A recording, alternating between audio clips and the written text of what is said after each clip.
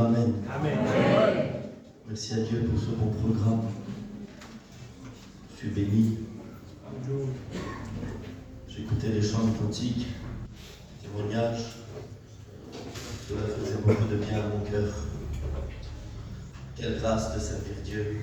Quelle grâce de le louer, de l'adorer, de le glorifier. À combien, en cet après-midi, eh bien, nous avons besoin de sa grâce.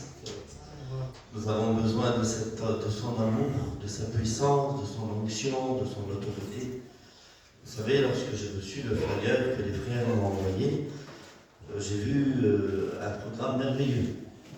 Lundi, mardi, mercredi, jeudi, vendredi, samedi, dimanche. On appelle ça une semaine pour Dieu. Et puis un jour, un homme de Dieu a dit ce mot-là. Et pourquoi on n'enlèverait pas le mot semaine? On mettrait une vie pour Dieu. Amen. Un foyer pour Dieu. Amen. Une jeunesse pour Dieu. Amen. Parce que le but de nos réunions, Église de Dieu, c'est que nous puissions apprendre à avancer avec Dieu. Pouvoir lui faire confiance. Dans une réunion, tout peut se passer. Qu'elle soit dans une église ou dans un parking, eh bien une réunion, alléluia, prend son autorité lorsque le message de l'évangile est prêché. Et lorsque les messages de l'évangile est prêché, il y a une puissance qui peut s'accomplir dans ta vie. Tu peux passer des ténèbres à la lumière, de la mort à la vie. Oui, alléluia, nous le croyons, que l'effet de sa parole n'a pas changé. Encore en cet après-midi, il peut te parler, il peut te bénir, il peut te visiter. Nous avons besoin de lui. Écoutez, c'était volontairement que j'ai demandé aux frères de faire la réunion de l'après-midi. D'habitude, avec Tyson, on se bat.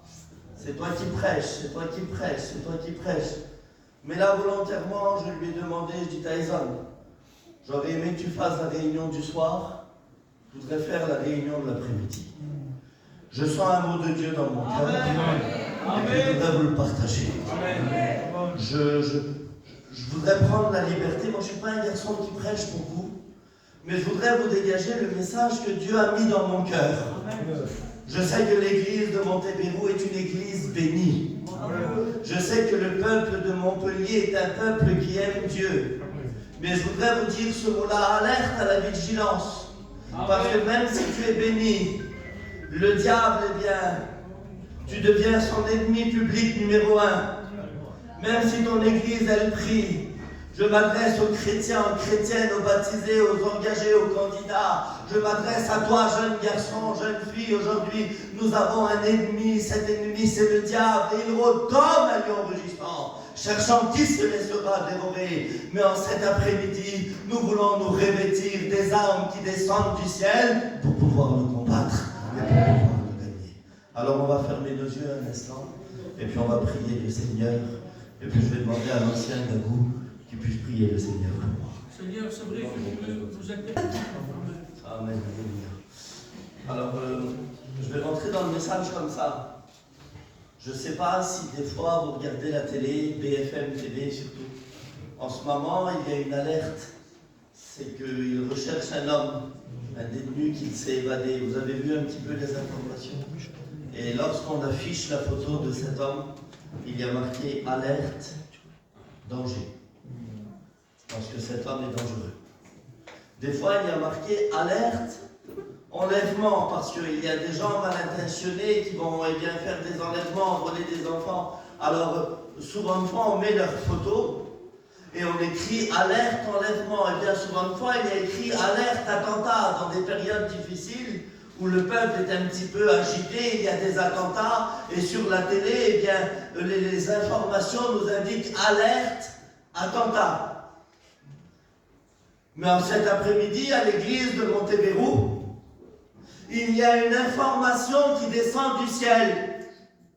Il y a le BFM spirituel qu'on appelle le Saint-Esprit, qui vient nous alerter des dangers. Alerte à la séduction. Alerte à la séduction. Et c'est le mot que Dieu met dans mon cœur. Je m'adresse à la jeunesse, je m'adresse peut-être aux plus vieux, je m'adresse à l'église de Dieu. Prenons garde, église de Dieu. C'est le message de Jésus. Que personne ne vienne à vous séduire. Parce que l'église de Dieu, écoutez ce que je voudrais voudrais vous dire, je voudrais vous parler de quelque chose d'important. Quelque chose qui a traversé des âges, des villes, des pays et a touché toute l'humanité. Il a touché des hommes, des femmes, la jeunesse, les pasteurs ont été touchés, les chrétiens ont été touchés, les rétrogrades ont été touchés. Elle ne regarde pas à ton grade, elle ne regarde pas à ton nom, elle ne regarde pas à ton âge ou à ton rang social. Elle était capable, lui, il était capable de s'en servir même dans le ciel. L'ennemi s'en est servi pour pouvoir séduire. Et je voudrais apporter tes regards au jour où Dieu a fait cette merveilleuse création, le monde. Et puis il a créé les anges. Et dans le ciel, là où il y avait les anges, il y avait un ange qu'on appelait Lucifer, porteur de lumière. Et lorsqu'on lit la parole de Dieu, Ézéchiel 28 et Isaïe 14, cet ange, eh bien, va vouloir devenir plus grand que ses frères et égal à Dieu. Cet ange qui était là, lui, la Bible dit, et il le mentionne, et puis j'ai posé la question à des anciens, que pendant un moment, il va réussir à détourner le regard d'autres anges qui étaient dans le ciel, pour que ces anges-là ne regardent plus Dieu, mais qu'ils le regardent à lui. Et lorsque ces anges-là ont commencé à porter leur regard sur Lucifer, ils sont devenus des anges déchus, qui ont perdu leur dignité, qui ne louaient plus, qui n'adoraient plus, qui ne glorifiaient plus, qui ne chantaient plus, parce que leur regard n'était plus sur l'éternel, mais ils étaient sur un ange. Et je voudrais te dire ces mots-là, ne détournez pas tes regards de Dieu, ne sois pas séduit par ce qui est à côté, par ceux qui sont séduits vers la louange, vers l'adoration, vers la prière. Nous demeurons fermes, nous gardons le regard sur Jésus. Amen. La Bible dit, dans le livre de Joël, dans le livre de Joël au chapitre 2, Job 2 au verset 2, que les fils de Dieu se tenaient devant l'Éternel. Donc, des années plus tard, il va y avoir un petit peu la même réunion, Abraham. Il va y avoir Dieu, il va y avoir des milliers d'anges qui vont regarder Dieu. Et lorsque vous lisez le livre de Job, Satan vient. Satan va participer à une réunion dans le ciel. Écoute, Satan est capable de venir nous troubler même dans nos réunions. Amen.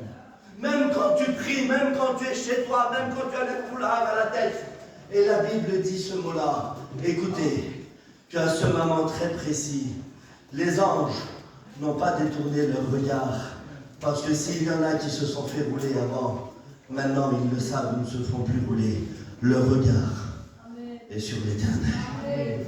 Et je voudrais vous dire ce mot-là et rentrer dans mon message.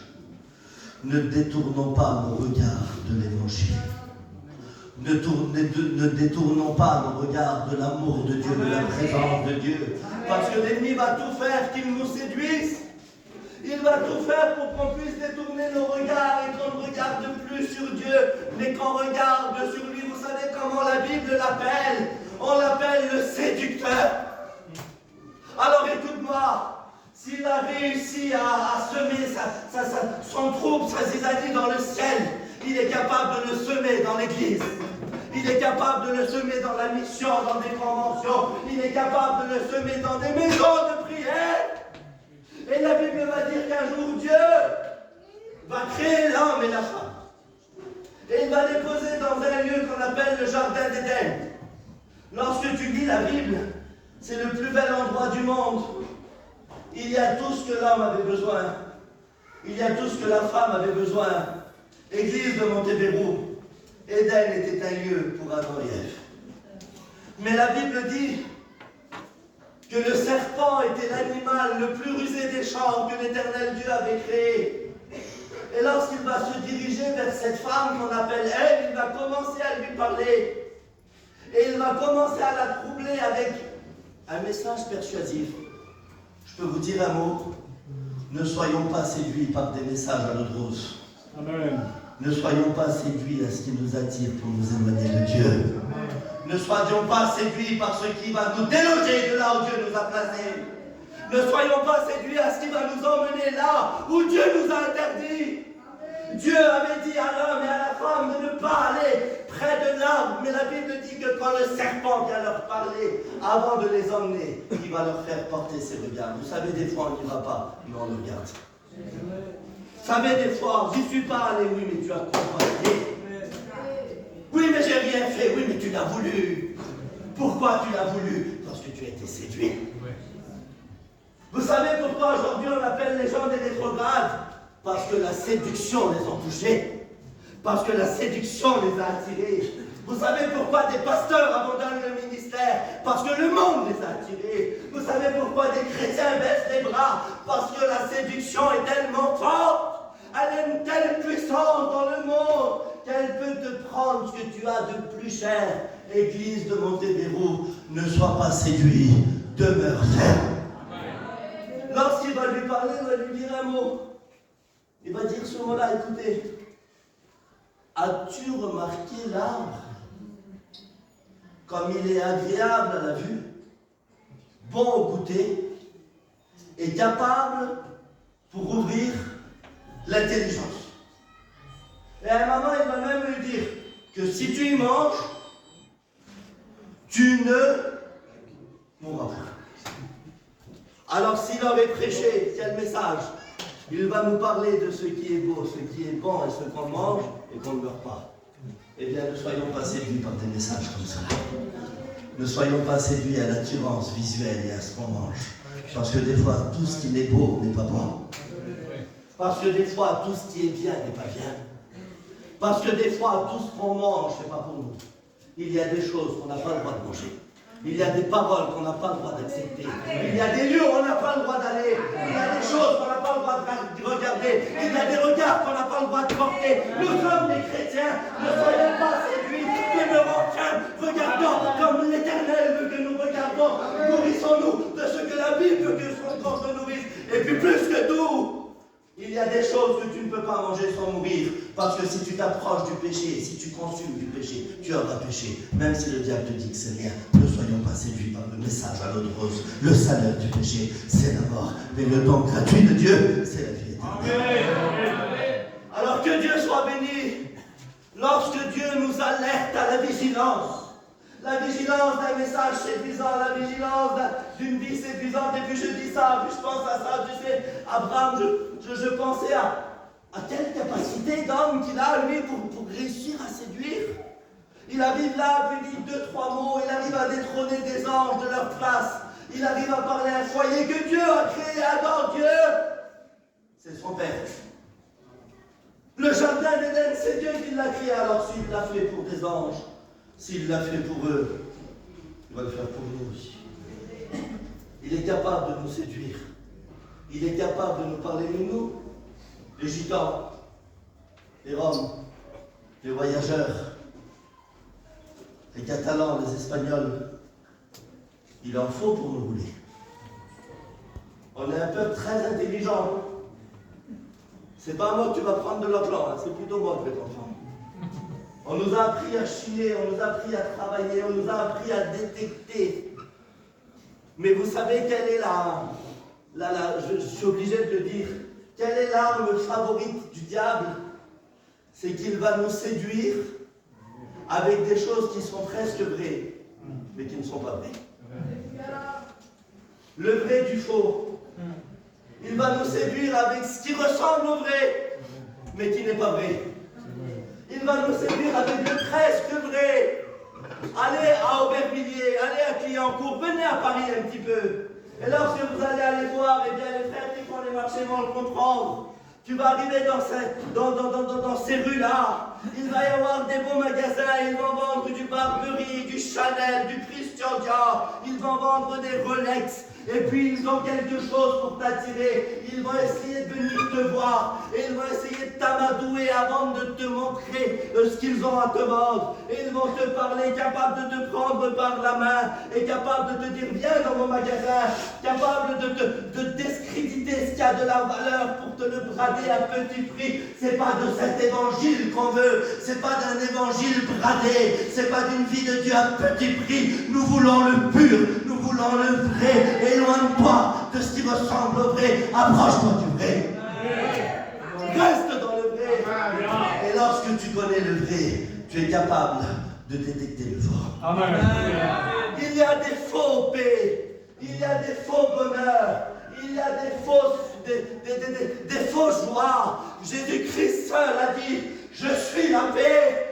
Il est le bonheur. Il est le seul qui peut te donner la joie. Et combien ont été séduits en croyant que le monde va apporter la paix dans leur cœur. Et puis avec le temps, on a vu, on s'est fait rouler. Le monde a brisé notre cœur, a brisé nos foyers, nous a volé ce qu'on a de plus cher. Jésus a dit, je vous donne ma paix, je vous laisse la paix. Amen. Pas celle que le monde a. Que Dieu soit béni. Puis je pensais à ça, Église de Dieu, je partage avec vous une pensée. La séduction, elle est souvent associée à la tromperie et à l'éloignement de la vérité. La séduction est liée à la tentation du péché. Vous savez ce que dit la Bible? La femme ayant été séduite est tombée dans le péché. La séduction nous éloigne de la vérité. La séduction fera tout pour que tu ne portes plus tes regards sur ce qui est vrai. Et puis je voudrais te dire ça. J'ai écrit ça tout à l'heure, j'étais assis sur ma chaise, puis j'ai écrit ça. Jésus, c'est le Fils de Dieu. La Bible dit dans l'évangile de Matthieu au chapitre 4, verset 4, qu'il va être dans le désert et il va être ensuite sur cette montagne, la montagne de la tentation. Vous savez qui c'est qui va venir le voir? C'est l'ennemi. J'espère que vous n'avez pas peur quand je dis il est vaincu. Amen. C'est un menteur. Amen. Et il va venir le voir et il va lui dire ce mot-là. C'est écrit, lisez la Bible, Matthieu 4, Luc 4. Il va l'élever en haut de la montagne. Et il va lui dire ce mot-là, écoutez ce mot-là. Si tu te prosternes et m'adores, je te donnerai tout ce qu'il y a devant toi. Toute cette beauté, toute cette richesse. Vous savez qu'après la séduction, il y a la prosternation. Vous savez qu'après la séduction, bien souvent de fois, il y a la destruction. Il va venir nous attirer avec ce qu'on aime. Parce que chaque homme est amorcé et attiré par ses propres convoitises. J'ai écouté il n'y a pas si longtemps qu'un homme a abandonné la vie de Dieu parce qu'il n'avait pas de quoi nourrir ses enfants. Si tu prêches aux autres que Dieu pourvoit, il peut pourvoir à toi. Amen. Et il s'est livré au monde. C'est la séduction qui l'a touché. C'est la séduction puis la destruction. J'ai écouté des personnes qui n'étaient pas remplies, comblées dans la vie de Dieu, et étaient capables d'abandonner tout pour devenir l'église apostate et se livrer au péché, tout en disant que Dieu ne leur a rien fait. Dieu est capable de combler un cœur et de bannir tout ce que le monde va apporter dans ta vie. Ça, c'est la puissance de Dieu. Et quand je pensais à ça, l'église de Dieu, Jésus va être élevé, il va être séduit, mais Jésus, lui, il ne va pas broncher, il va dire ce mot-là, parce que le diable lui a dit, tu m'adoreras, si tu te prosternes et m'adores. Et Jésus lui a dit, tu adoreras le Seigneur seul, et tu le serviras. Et la Bible dit que lorsque Jésus a dit ces mots-là, le diable se retira. Parce que devant un chrétien formé, devant une chrétienne fondée, devant un homme de Dieu, une femme de Dieu, eh bien, qui ne borne pas à la tentation, à la séduction. Le diable ne peut pas demeurer, il est obligé de s'en aller. Alors au nom de Jésus, nous demeurons fermes et le diable nous quitte parce que Christ est avec nous. Parce que Christ a remporté des victoires. Souvenez-vous de cet homme, l'homme qui descendait de Jérusalem à Jéricho. Un homme séduit par le monde. Vous savez, Jérusalem, ville de paix, ville de prière, ville du temple, ville de la louange, ville de sacrifice. Cet homme descendait de Jérusalem à Jéricho parce qu'il était séduit par le monde.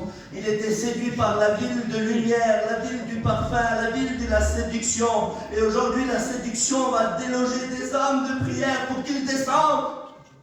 Il va déloger des femmes de prière pour qu'ils descendent.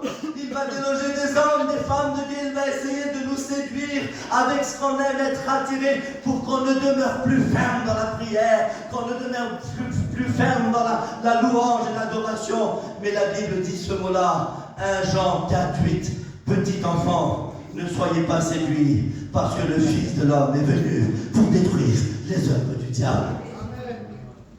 Il est venu, alléluia, pour détruire les œuvres du diable, la séduction de l'ennemi, celui qui veut te déloger de ta place, celui qui veut te voler ta prière, ta communion, celui qui veut bien te voler l'appel de Dieu, celui qui te fait croire que tu n'as pas le bon foyer, que tu n'es pas dans la bonne famille, que tu n'es pas dans la bonne église, celui qui veut te séduire pour faire de toi un homme terrible alors que Dieu veut que tu sois un enfant de Dieu. Vous savez pourquoi des fois dans nos salles les chaises sont vides? Parce que l'ennemi a réussi à rouler des personnes en leur faisant croire qu'ils vont faire carrière dans le monde, pour leur faire oublier que la carrière elle dure 20 ans, parce que bientôt on prend le ciel. Et je voudrais vous dire ça, Église de Montebello, ne soyons pas séduits, mais soyons, alléluia, plus que jamais, fermes dans sa présence, fermes dans le message, fermes dans l'intégrité que Dieu a pour nous. Le vrai du faux, nous faire croire que c'est du vrai, alors que c'est du faux. La séduction de l'ennemi l'a fait pour Jonas. Jonas, Dieu va lui parler. Jonas, lève-toi et va crier contre la ville de Ninive. Et dis-lui que sa méchanceté est montée jusqu'à moi. L'appel de Dieu solennel pour un homme. Et puis la Bible va dire que Jonas se leva, mais il descendit à Jaffa pour descendre dans la cale du bateau et plus tard descendre aux profondeurs des mers, parce que Jonas voulait aller à Tarsis, en Espagne, une ville séduisante, une ville où on danse, une ville où on fait de l'argent, une ville où il y a la corruption. Lorsque tu es attiré par des choses du monde, bien souvent de fois, pardon, tu ne montes pas, tu descends. Je voudrais te dire ce mot-là. Jonas a commencé à prier et a dit ce mot-là. Au jour de la détresse, j'ai invoqué l'Éternel. Et il m'a répondu. Amen.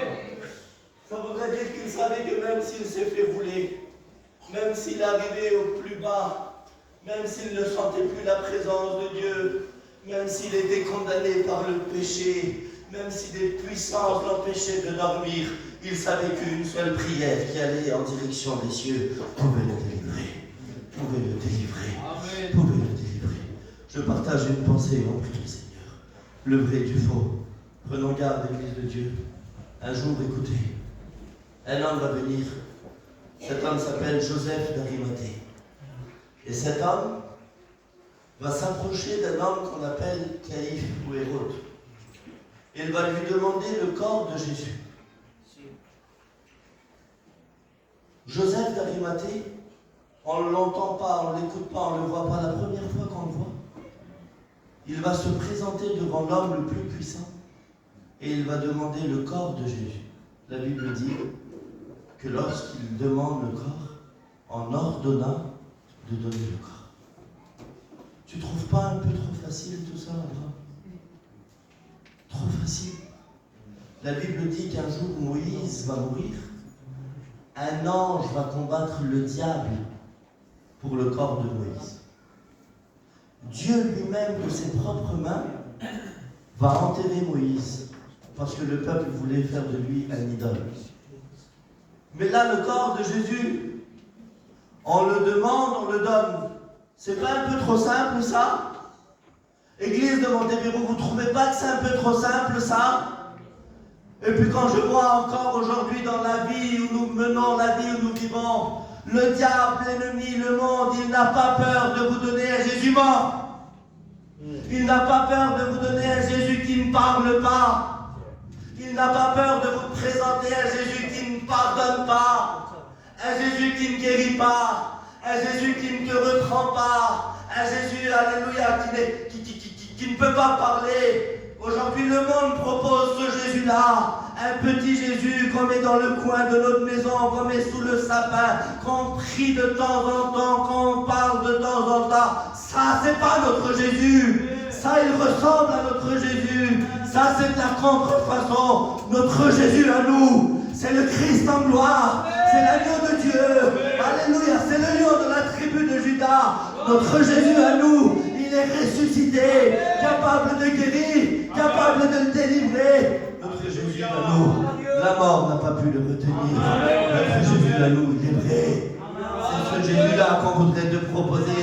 Alors ne sois pas Jésus, ne sois pas séduit par un Jésus qui est faux, par un Jésus qui ne te bénit pas, par un Jésus où tu ne parles pas en langue, par un Jésus où tu vas de temps en temps à l'église, tu prends ta Bible, ton foulard, mais tu ne ressens rien. Ça c'est un faux Jésus, un Jésus à notre manière. Nous voulons un Jésus qui pardonne les péchés, qui guérit les maladies, qui brise les chaînes, qui ôte les souffrances. On a besoin de ce Jésus-là. Vous n'avez pas besoin de ce Jésus-là. Vous voulez qu'on implore ce Jésus-là. Alors on va commencer à fermer nos yeux. Et puis là, on va commencer à demander au Jésus du ciel.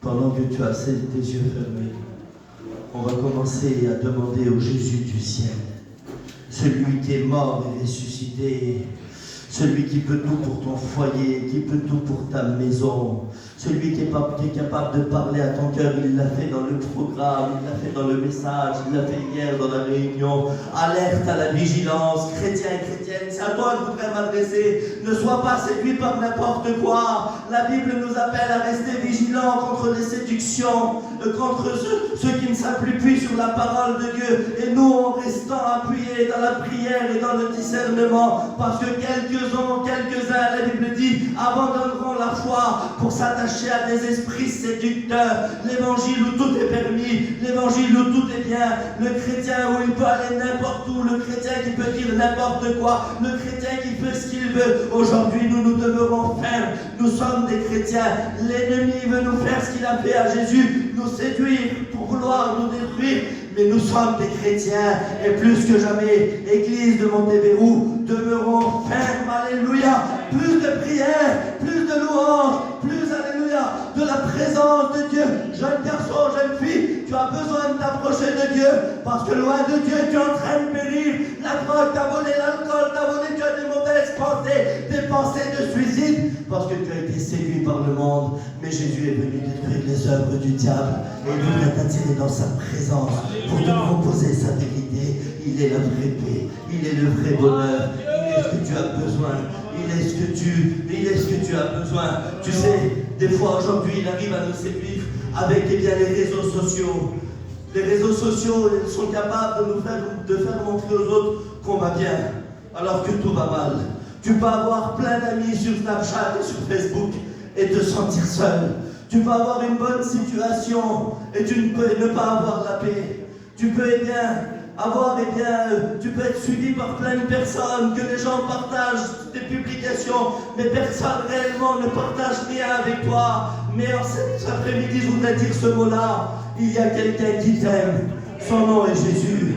Lui, il est le véritable ami. Et il a promis qu'il ne t'abandonnera pas. Il est le seul qui comprend tes douleurs, tes peines. Et il veut partager avec toi plein de bénédictions. Il veut te montrer la réalité, le vrai bonheur, la vraie paix, la vraie joie. Il veut te montrer les vraies bénédictions. Il veut faire de toi son ami. Il veut guérir tes souffrances. Il veut mettre la main là où c'est douloureux, là où seule sa main est capable de se poser sur tes incompréhensions, tes injustices. Alors jeune garçon, jeune fille, ne sois pas séduit par le monde. Approche-toi de Jésus. Viens au vrai bonheur. Il y a que lui qui peut te l'apporter. Il est ressuscité et bientôt il revient nous chercher. Et il a dit, je m'en vais vous préparer une place. Et je veux que là où je suis, vous y soyez aussi. Jésus revient bientôt. Alors rétrograde, reviens à Dieu.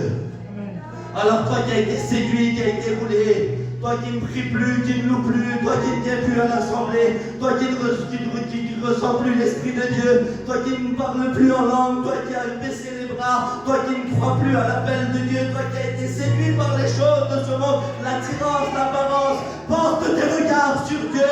Il n'a pas changé, son appel n'a pas changé, sa puissance n'a pas changé, son autorité n'a pas changé. Il est capable d'envahir ton cœur, de bénir ta vie. Voulez-vous compris le Seigneur? Lélie, Abraham, Kevin, priez le Seigneur et toute l'église elle prie. Toute l'église elle prie, toute l'église elle prie. Il va y avoir des victoires, des victoires, des victoires.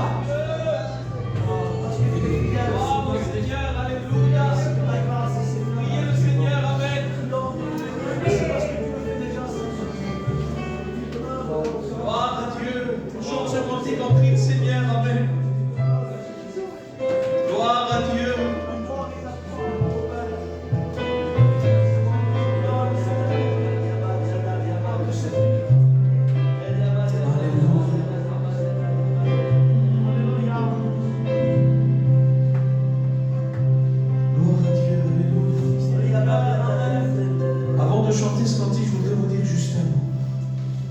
Lorsqu'on a présenté Jésus devant le peuple, dans Matthieu 27 au verset 15, il est dit comme ça, que Pilate a dit, qui voulez-vous que je vous relâche? Et ce jour-là, on dit qu'il y avait Jésus et Barabbas. Mais dans la version Chouraki, vous savez comment que Barabbas s'appelait? Il s'appelait Jésus Barabbas. Et là, Pilate a dit, qui voulez-vous que je vous relâche? Jésus Barabbas ou Jésus qu'on appelle le Christ? Ça veut dire que le monde veut nous présenter deux Jésus. Un Jésus qui n'est pas vrai, comme l'a dit Kevin. Un évangile de prospérité qui te dit, viens Dieu, tout ira bien. Viens Dieu, tu n'auras plus de problème. Viens Dieu, tu n'auras plus de difficultés. Et le monde, c'est ce Jésus-là qu'il a accepté. Ce Jésus Barabbas, ils ont dit, libère Barabbas. Mais le vrai Jésus, il a été crucifié. Parce que le vrai Jésus, le monde n'en veut plus. Le vrai évangile, le monde n'en veut plus. La Bible dit qu'il se tient à la porte et qu'il frappe. Ça veut dire qu'il n'est plus à l'intérieur, mais qu'il est devant la porte. Mais ce soir, vous savez ce qu'on veut faire, nous? On veut le vrai Jésus. Le Jésus des miracles. Le Jésus qui est présent. Alléluia. Je voudrais chanter ce cantique qui dit ça. Alléluia. Et pendant ce temps de ce cantique, je voudrais que tu fermes tes yeux. Oui, Jésus peut faire des miracles encore aujourd'hui.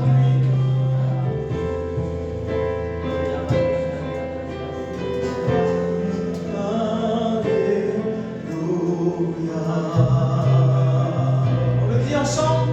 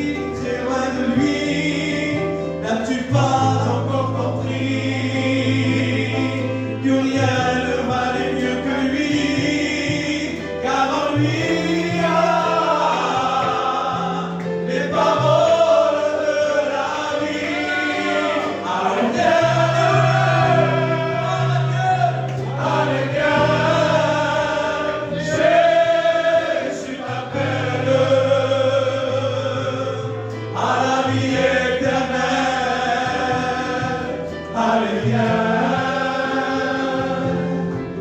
Il t'appelle. Gloire à Dieu. On reste les yeux fermés.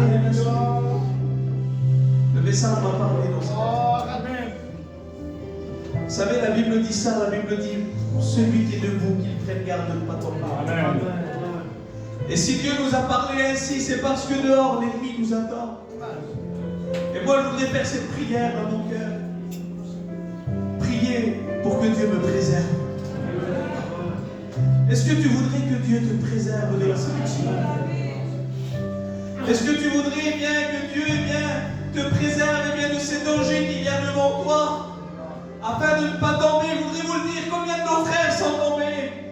Combien de ministères sont tombés? Combien de chrétiens authentiques sont tombés? Parce qu'ils se sont laissés séduire, ils se sont laissés dévorer. Mais aujourd'hui, nous, on est là. Et Dieu veut nous dire, je ne veux pas qu'il t'arrive ça à toi. Et moi, je ne veux pas que ça m'arrive ça à moi. Je veux rester debout. Mais pour rester debout, il faut prier. Pour rester debout, il faut se consacrer. Pour rester debout, il faut être à l'écoute de Dieu. Alors moi, je vais être vigilant. Est-ce que toi, tu veux être vigilant? Est-ce que toi, tu veux veiller? Alors je voudrais qu'on s'engage à veiller plus.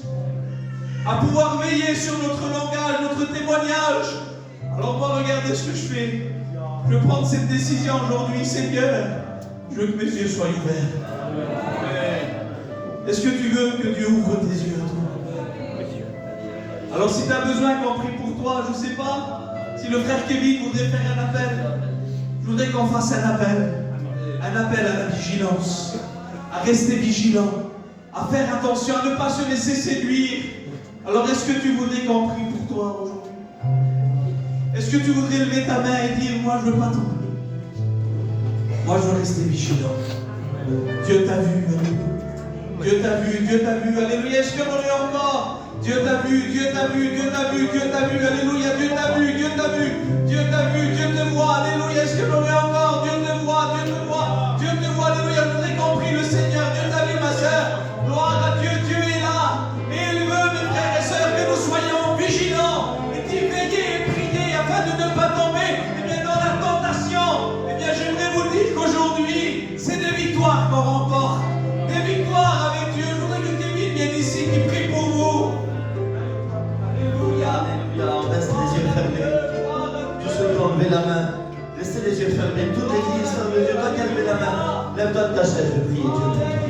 Alléluia, Dieu t'a vu. Alléluia, il y en a encore peut-être qui en auraient besoin. Et pendant que tous ont les yeux fermés, je voudrais faire juste cet appel. Peut-être que toi tu es là et tu as été séduit. Peut-être que toi tu es là et tu as perdu plein de choses, t'as pas la paix, t'as pas la joie, t'as pas le bonheur, on l'a volé, tu t'es fait rouler. Eh bien, en cet après-midi, écoute ce message, Jésus t'aime et il voudrait t'aider, il voudrait, alléluia, t'aider, que tu puisses remporter la victoire. Tu aurais besoin de te lever aussi, tu aurais besoin de faire ton expérience avec Dieu, tu aurais besoin de revenir à Dieu, tu aurais besoin de t'approcher du vrai. Si tu en aurais besoin, là tu es sur ta chaise, tu te lèves, je prie pour toi. Seigneur, je te bénis, je te loue. Seigneur, je te dis merci pour tout. Seigneur, à toi revient la gloire, la louange, l'honneur. Seigneur, que ta puissance est là. Ton règne et ton autorité demeurent dans le cœur de chacun. Tu vois chaque personne qui se sent là, levée, qui ont levé leurs mains, même celui qui ne l'ont pas fait. Seigneur, va les bénir là où ils sont. Que la protection de Dieu soit sur eux. Conduis-le par le Saint-Esprit. Donne-leur de te connaître plus, à s'approcher de toi. Seigneur, qu'ils puissent connaître les profondeurs de ton cœur. Seigneur, revêt-les maintenant de l'armure du ciel, le casque du salut, la cuirasse de la justice, les chaussures du zèle, la ceinture de la vérité, le bouclier de la foi, l'épée de ta parole. Seigneur, donne-leur à tenir ferme. Au nom de Jésus, bénis leur foyer, leur maison. Seigneur, renouvelle-les dans le Saint-Esprit. Et si l'ennemi leur a dérobé toutes ces choses qui ont de la valeur, par le nom puissant de Jésus, il le reprend aujourd'hui. Reprend la prière, reprend la louange, reprend la lecture, reprend l'adoration, reprend la communion avec Dieu. Oh, Commence à lever ta voix maintenant. Commence à lui dire merci pour ce qu'il fait sur ta vie.